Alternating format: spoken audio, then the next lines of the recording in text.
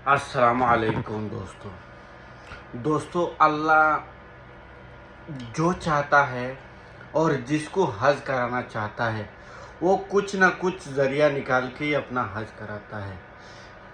मैं ये क्यों बोल रहा हूँ आपको, एक लीबिया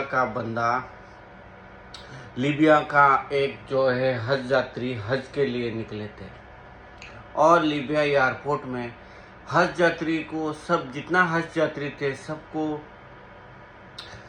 जो कार्रवाई होता है बोर्डिंग पास चेकिंग सब कुछ करके सब चला गया था। और आमिर हमजा नाम का एक बंदा, उस बंदा को कुछ सिक्योरिटी चेकिंग के लिए कुछ एरर आ रहा था, लेकिन अल्लाह को और कुछ ही मंजूर था। अल्लाह को मंजूर था कि इस बंदे को हज कराना, नसीब में अगर हज होगा तो हज के लिए जाएंगे ही जाएंगे इंशाअल्लाह। कोई भी बंदा अगर हज के नसीब में हज होगा तो जाएगा ही जाएगा। इसके ये आमिर हमजा के साथ में वैसे ही हुआ। एक बार फ्लाइट टेकअप उड़ के चला गया, फिर कुछ टेक्निकी ख़राब की वजह से फ़्लाइट जो है वापस आ गया। जब फ्लाइट वापस आया था तो वो आमिर हमजा को जो सिक्योरिटी एरर आ रहा था वो सब ख़त्म हो गया, लेकिन ये भी डटा रहा, बोला इंशाअल्लाह मैं हज के लिए जाऊंगा। लेकिन फ्लाइट जो है वापस आ गया था, लेकिन कुछ यार पायलट जो था, पायलट ने बोला कि हम दरवाज़ा खोल नहीं सकते हैं। सिक्योरिटी रीज़न है क्या है पता नहीं, जो कुछ है मेरे को उस चीज़ के बारे में उतना नॉलेज नहीं है। और जो पायलट हुआ उसने दरवाज़ा नहीं खोला, फिर वापस से उड़ान भरा, फिर वापस घूम के आ गया। लेकिन पायलट को वो पता चल चुका था कि आमिर हमजा नाम का एक बंदा जो है इसी फ्लाइट का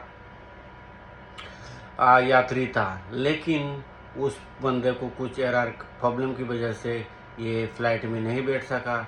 उस वजह से है शायद उसको दिल में ये लगा कि ये बंदे की वजह से शायद फ्लाइट नहीं जा रहा है, कुछ दिल में आया है पता नहीं।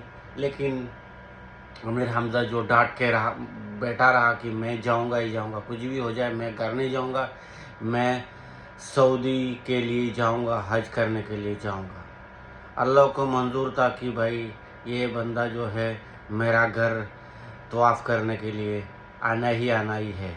तो इस वजह से जो है जो वापस फ्लाइट आया तो लीबिया में एयरपोर्ट में, तब इस बंदा जो है फ्लाइट में बैठ के वापस सऊदी के लिए रवाना हो गया और कोई तकनीकी ख़राब नहीं आया। लेकिन मेरे बोलने का मतलब यह है कि अल्लाह अगर चाहे तो कुछ भी करा सकता है और कुछ भी कर सकता है। तो इंशाअल्लाह अल्लाह के ज़ात के ऊपर भरोसा रखो।